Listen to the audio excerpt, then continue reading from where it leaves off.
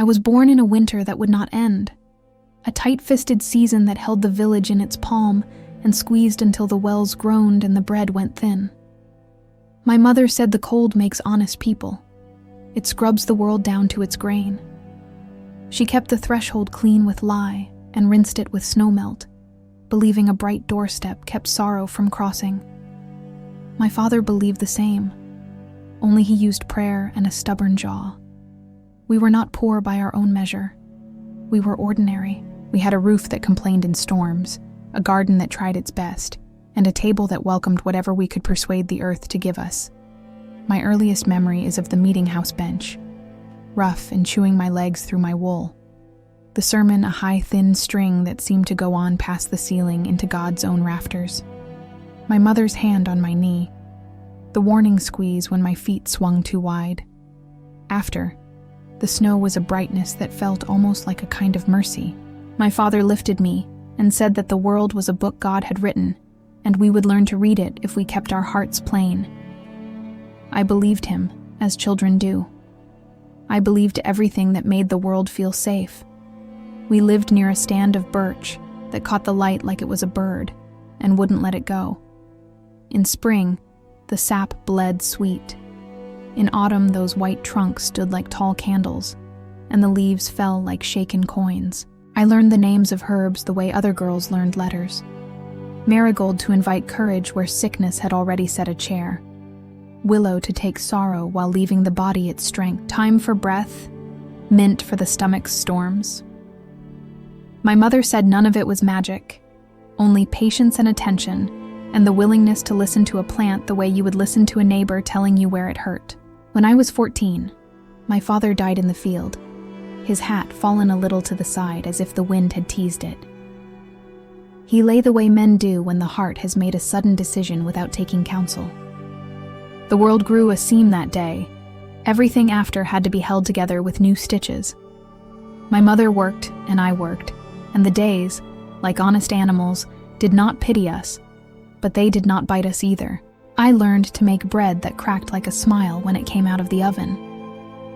I learned to hold my tongue when the older women decided my tongue was a little too quick for a girl under their eyes. I married at 19. Elias was a cooper who smelled of cedar and wet iron. He had hands I trusted, hands that bent wood toward use and never toward harm. He brought me a ring too large and said it would fit once my hands learned the shape of his house. It did. We listened to the same sermons in the same rain. We owed the same debts to the same seasons. Our daughter, Temperance, had lungs like a trumpet and hair that could not be persuaded into any one direction for very long. She gnawed the world with her gums before she had teeth, an impatient girl who wanted to know everything by taste first. There is a happiness that sits so simply in a day that you do not think to name it. The wash steaming in the cold air, the bread cooling beneath a cloth, the chicken that insists the yard is a kingdom and she its sovereign, the neighbor who borrows salt and stays to talk at the door, words puffing like breath. I did not know we were rich until I learned we could be robbed of it. A person cannot inventory their blessings until someone begins to count them with a stranger's hand. Rumor is not born as a shout. It begins like a cough you think is nothing. Mistress Anne moved her pew a breath length from mine and said it was the draft. Goodwife Pierce remarked my butter turned early that spring and smiled as if I had confessed to something unseemly. A cat slept on our sill, black as spilled ink. I fed it scraps and called it neighbor. A girl took sick, her limbs jerking like a fish on shore, and 3 women prayed. And I put Marigold in her palm and sang the psalm my mother had once tucked behind my ear. The girl stilled and cried and slept. Later, she pointed in the market and did not look at my face when her finger found me. Her, she said, and her voice had the strange courage of one who realizes she can move a room with a single word. I have thought often of choice and accident, of tiny pebbles that begin avalanches. What if I had stayed home that day? What if I had never coaxed my garden to grow anything more exotic than cabbage?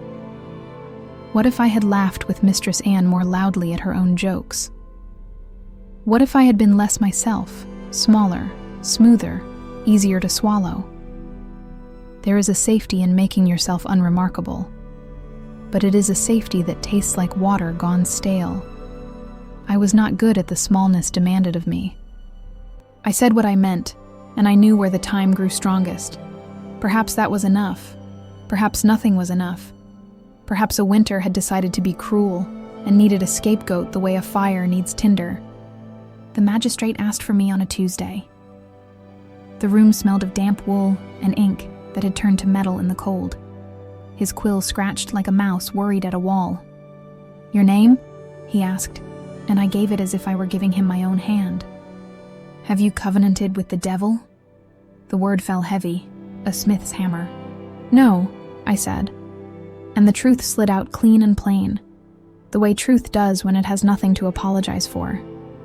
He looked at me as if my answer were not the one he had rehearsed with his own thoughts. They brought the girls. They writhed when my eyes found them. They shrieked when I moved my fingers. They declared the air around me a field of nettles. The room believed them with a thirst that frightened me more than their screams. It is not the lie that undoes you. It is the way people welcome it as if it were a long-awaited guest. Elias stood behind me and put the soft of his thumb to the inside of my wrist. "We will be home by sundown," he breathed. And I nodded, because nodding was easier than saying I no longer understood what a day's length was. Neighbors spoke. They set their memories in the room like traps. Mistress Anne. I heard her humming on a Tuesday when it is not meet to sing. Goodwife Pierce. Her child walks early. It is not natural. Goodman Carr. A sow choked on stones. There were stones in her eye. I laughed then, a dry sound that did not belong to me. "Stones," I said. "In a pig's eye." They nodded as if I had finally translated myself. I went home that day, but the air at the threshold had changed. Our doorstone, which my mother had taught me to keep bright, did not shine the same way. People do not look at you when they have been trained to see through you. They look to the space around you where their fear has built scaffolding. The market's hum lowered when I passed. Temperance learned to walk closer to my skirts. Elias spoke less because what could words do against a tide that had decided its direction? There was another hearing, and then the cell. The jail swallowed light. The straw pressed its old rain into my hair. Chains learned my ankles the way a husband learns his wife's favorite place in the garden. Days curled in on themselves like leaves that had been held too near a candle. They searched us for marks that would make their story tidy. Women whose hands had caught babies searched other women for the devil's mouth on the skin. One of them sighed as her fingers found nothing but the map of time. "I am sorry," she said, and for a moment her eyes admitted she had once been a girl who braided flowers and laughed at bees. I forgave her and did not forgive her both at once. A deacon came at midnight with a lantern that made a small, trembling sun on the floor. "If you confess," he said, "you may keep your life." He spoke of leniency, like it were a loaf we might share. I pictured my mouth shaping a lie, and the lie fitting, like a wrong-size shoe that will blister you for the rest of your walking. "And if you gave me names," he added, "God would see your repentance." The lantern made his breath visible. I thought of all the names I knew, the sweet and sour syllables of a village. I thought of selling them the way a hungry woman sells her hair. "No," I said, and the word took root in me like a stubborn seed that does not care about weather. Elias visited. He looked older at the edge of my cage than I had seen him look in any season. "If you must speak to save yourself," he said, the words tearing reluctantly, "then speak." I held his face between my hands and almost agreed, because love is a rope you keep tying even when your fingers bleed. But I could not gather the ends of that knot. "Our daughter will remember," I said. "And I want her to remember that my back was not bent when they broke it." He flinched as if I had struck him, and then he put his head to the iron and stayed like that a long while, learning the taste of metal. Time altered its gait. In a cell, Hours do not behave as they do in kitchens or fields. Morning is a sound more than a light. Boots, keys, the cough of someone who slept with their mouth open. Night is colder than merely dark. It is a story told to itself with the door shut. I spoke to God with the voice I had used as a child. Sometimes I believed he listened the way a parent listens, nodding through the parts they have heard before, weary and full of love. Sometimes I felt I had pressed my mouth to a wall. On those days I spoke to my mother instead, and to the birches, and to the little cat who once slept on our sill and kneaded the winter out of its paws. Women learned to make company of one another's breath. We told stories the way old fishermen mend nets, each of us holding a corner. Goodwife Turner confessed to stealing apples as a girl and not getting caught. We laughed as if laughter could smuggle us outside. Mary, who was 12 and should have been picking burrs from her hem in a field somewhere, said she had seen specters. We watched her say it, and we watched her believe herself a little more each time the room rewarded her. She was a child with a new instrument, and the world had told her it made music. How do you teach a girl that applause can be a form of hunger? The trial had a harvest smell. Everyone came to gather something. The magistrate asked questions shaped so cunningly that a no bent itself toward yes before it knew its own bones. Men of God recited the devil's methods with an intimacy that frightened me more than blasphemy would have done. Neighbors searched their pasts for small grievances and found them. Every borrowed cup that was returned a drop short became, under oath, a parable. The girls performed as if life had become a stage that would give them nothing if they did not take it with both hands. I stood still. I said my name.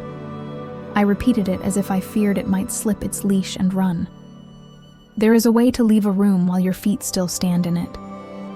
I watched it happen in the faces I had once loved without thinking about love. Their eyes turned towards the heat of the story, away from my particular shape.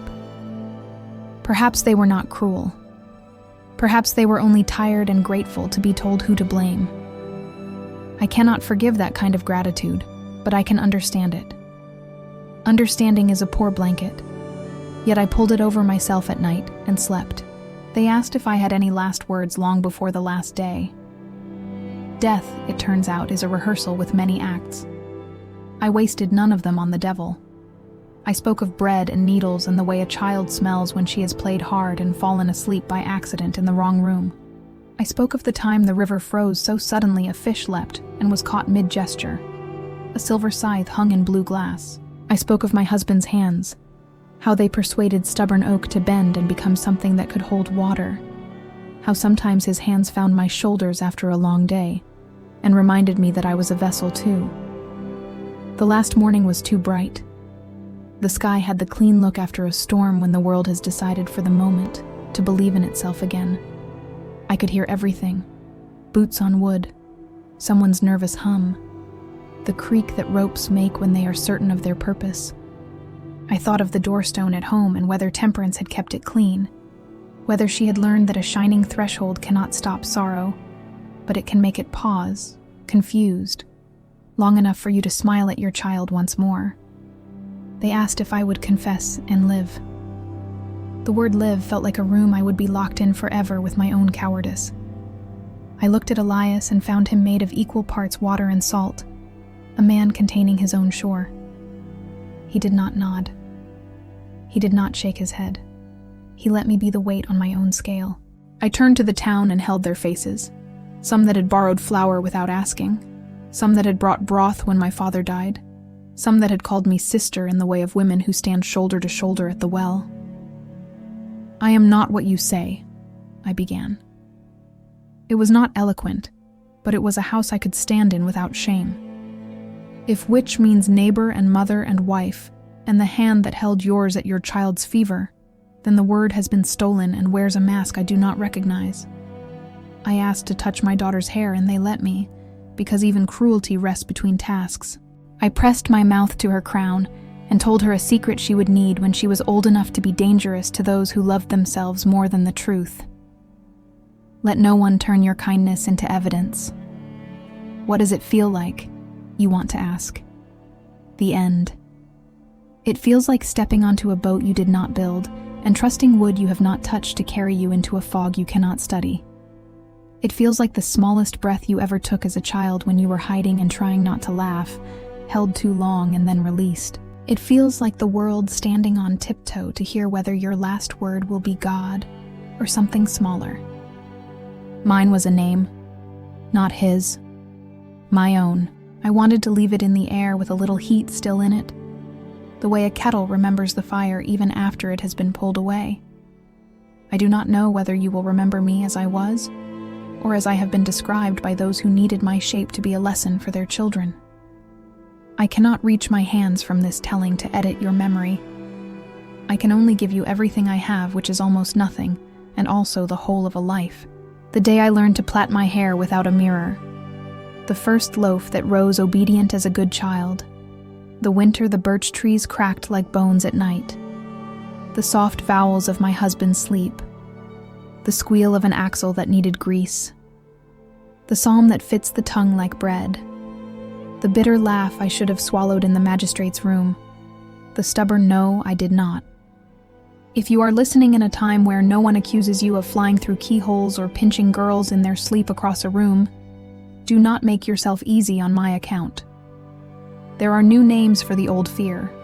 There will always be a crowd that wants a person to stand in the gap their calamities have carved. Do not give them a person. Give them the truth, which has fewer colors and is therefore less exciting, but will not leave blood in the snow where children will find it. I was not a witch. I was a wife and mother, and the keeper of a thin garden that loved the sun more than it loved me. I knew where the marigold grew strongest, and that knowledge did not belong to hell. I had a tongue that sometimes betrayed my patience, and a laugh that was not always properly timed. I had a doorstone that I kept bright because my mother told me to. I had a husband who made circles with his thumb on the inside of my wrist when fear tried to learn the shape of me. I had a daughter who ate crusts as if they were the heart of a feast, and who will, if God is merciful, learn to cut rumors at the root. When I was small, I once hid in the birch stand and fell asleep with my cheek to the bark. I dreamed I was a tree, white and sure, holding winter on my skin without letting it in. I woke with a stripe on my face where the ridges had pressed. I went home and my mother laughed and said I looked like a letter, as if God had written on me with his little knife to remind me I belonged. I think of that now. Perhaps I am a letter in a book you have found in a place you did not expect to find it. At the gallows in a cell in the mouth of a woman who has been told what she is and refuses to be it. If you carry anything of me, let it be this. A life is not a single day's verdict, nor the loudest word said about it. It is the bread baked and the doors opened, and the fingers loosened from their fists. It is the garden that forgives your neglect when you are needed elsewhere, and the child who insists on joy as if it were a job, and the husband who keeps water where water belongs. It is your own name said once, clearly, at the end. Not as a begging, but as a witness. I was mercy. I lived where the birch trees keep their white even in storms. I fed a cat and taught a plant to trust me and borrowed and lent and did not count too carefully. I was accused. I stood. I said no. I loved them all more than they deserved, and more than I deserved, and exactly as much as a human heart is asked to love when it has promised itself to a place. I stepped onto the wood and looked at the sky. It was plain, a cloth without pattern, as if the world had stripped itself to essentials for my sake. I gave back my breath and kept my name. If somewhere a girl is listening who has been taught to make herself smaller until she disappears into the spaces between other people's certainty, let her hear me now. You are not evidence. You are not a moral for men to teach other men. You are a room with a window that opens. You are a field that grows bread and flowers in the same square and refuses to apologize for either. Walk home by the long way. Touch your own doorstone. It will be bright enough. If it is not, make it so. And if somewhere a man is listening who thinks himself gentle and wonders how cruelty enters a room he sits in without his leave, Let him know that it comes in the eyes in the way you decide to believe the story that asks least of you. Ask more. Ask the kind of questions that make liars tired. Put your thumb to the inside of someone's wrist and write a circle there that says, "I am here, and so are you, and no tide will take you without meeting my chest first. I will end now, because the story wants its ending. The rope will do what it was made to do, and I will do what I was made to do, which is to open my hands. Give my mother back her lie and her bright doorstep. Give my father back his small, stubborn prayers. Give my husband back his oak and his iron and the years he thought he had. Give my daughter her hair and her hunger and a world that will not punish her for knowing where the marigold grows. Give the village its winter and its chance to repent, if it can find the way. Give me the birch stand in a season when the sap runs, and the knife in the trunk makes a little mouth that tastes like sugar and forgiveness. Give me my name. Keep it safe when I cannot. And when the snow falls out of season and the apple trees are foolish with blossoms, think of me and do not be afraid.